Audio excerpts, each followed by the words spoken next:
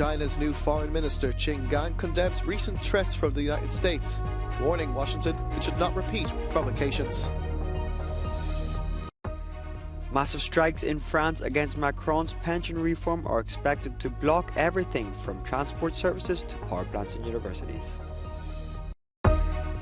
Ukraine's military leaders say they will continue to defend Bakhmut even as Russian troops encroach on the devastated eastern city. An asylum seeker crisis in Brussels is growing as people are left living in the streets for months.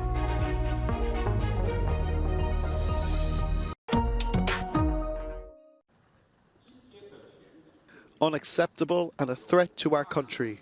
That's how China's new foreign minister has described recent comments made by the United States over Beijing's stance on Russia and the war in Ukraine. In a heated press conference, Qin Gang warned of a possible conflict if Washington did not retract its comments. 中国既不是危机的制造者，又不是危机的当事方，也没有向冲突任何一方提供武器。 凭什么要向中国甩锅推责、制裁、施压，甚至威胁？对此我们绝不接受。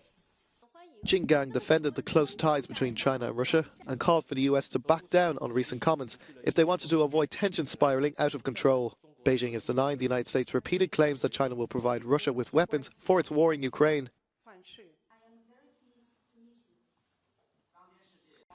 不踩刹车，继续沿着错误的道路狂飙下去，再多的护栏也挡不住脱轨翻车，陷入对抗冲突。谁来承担其灾难性的后果？ This is not the first time tensions have threatened to boil over between the two superpowers. In early January, China conducted military drills around Taiwan in response to former US House Speaker Nancy Pelosi visiting the island. The head of Chinese diplomacy warned again Tuesday against repeated provocations.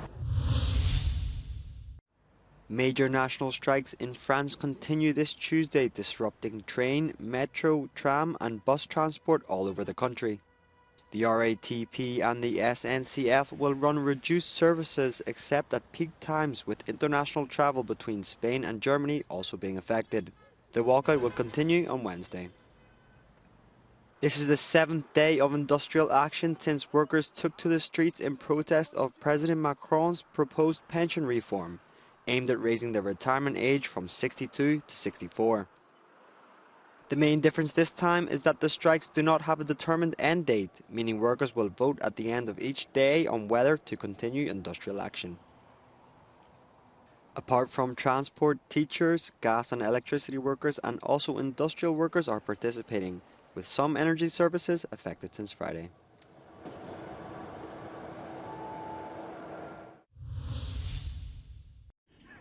Ukraine's military leaders say they will keep fighting for Bakhmut, even as Russian forces encroach on the devastated eastern city they have spent more than 7 months trying to capture, at the cost of thousands of lives. In a statement released on Monday, President Zelensky's office said his top military brass agreed not to retreat and to press on with the fight to defend Bakhmut. The city in the Donetsk region has limited strategic value, and the battle for its capture is largely symbolic. Ukraine is also hoping to build up combat power elsewhere, while Moscow pours more troops into Bakhmut. And for now, Russia's shelling of the city and nearby villages continues as it pushes on with a three-sided assault aimed at finishing off Ukrainian resistance.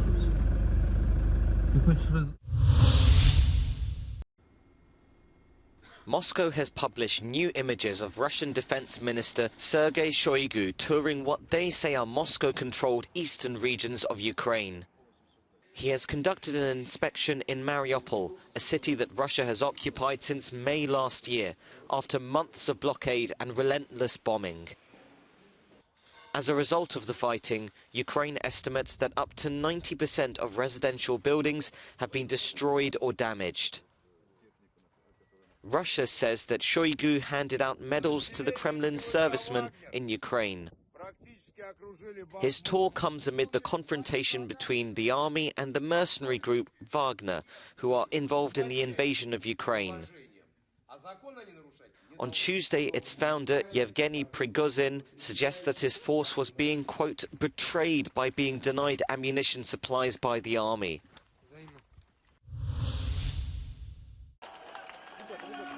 A Minsk court has sentenced former Belarus presidential candidate Svetlana Tikhanovskaya to 15 years in prison in absentia. She is accused of multiple crimes, including conspiracy to seize state power and incitement of social discord.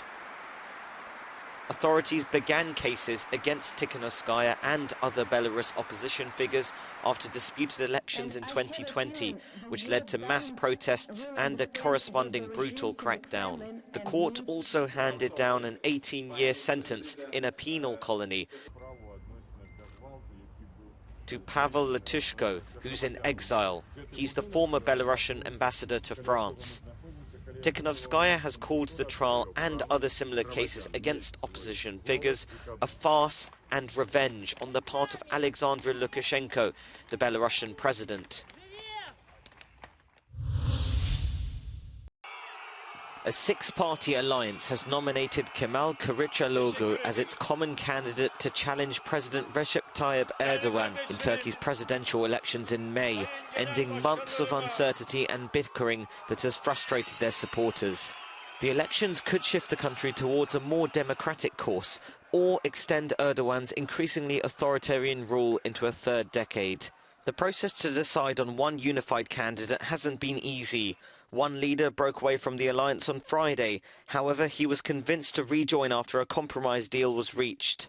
Erdogan has stated that the focus of the government until the elections will be aiding earthquake-affected regions in the southeast, where over 45,000 people have died. While Erdogan has retained large levels of support in previous terms, a perceived lacking response to the natural disaster, along with rampant inflation, has dented his popularity.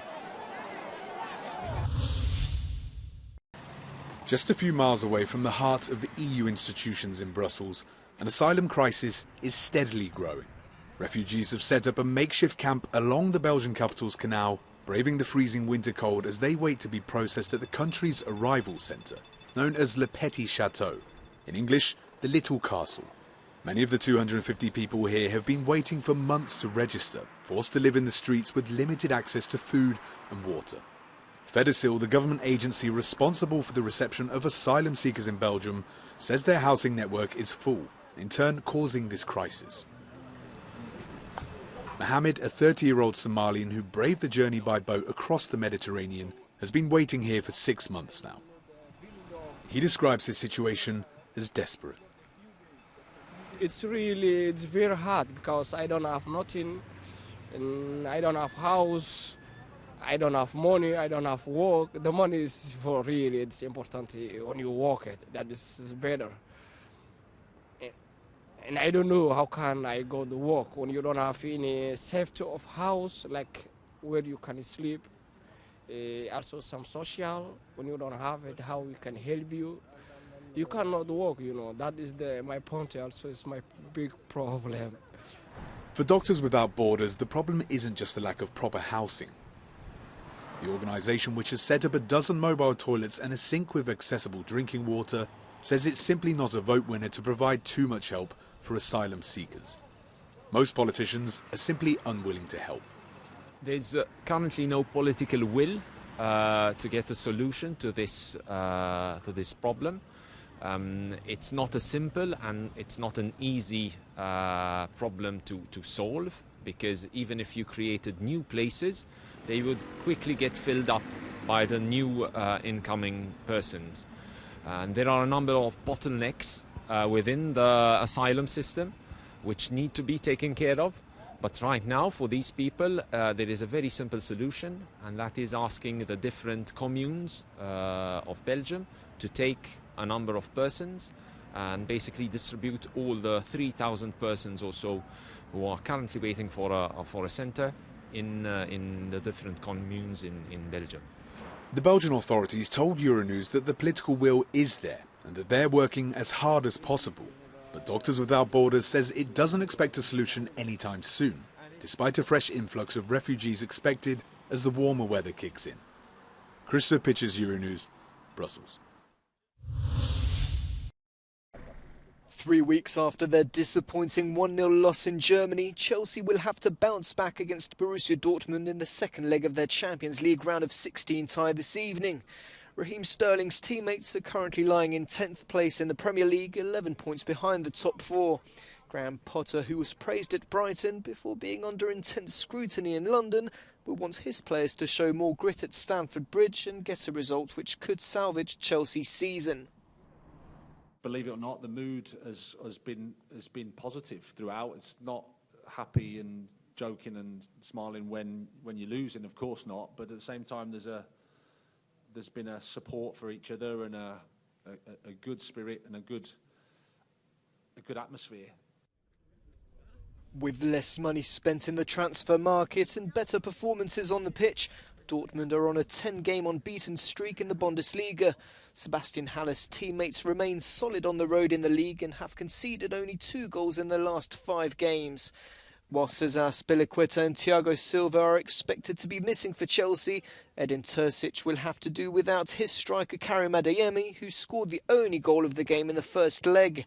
And in the other game, Bruges will be looking to defy the odds when they travel to Lisbon. Scott Parker's men made too many defensive errors in Belgium and will need to overturn a 2-goal deficit against a solid Benfica side if they want to make it into the last 8 of the competition.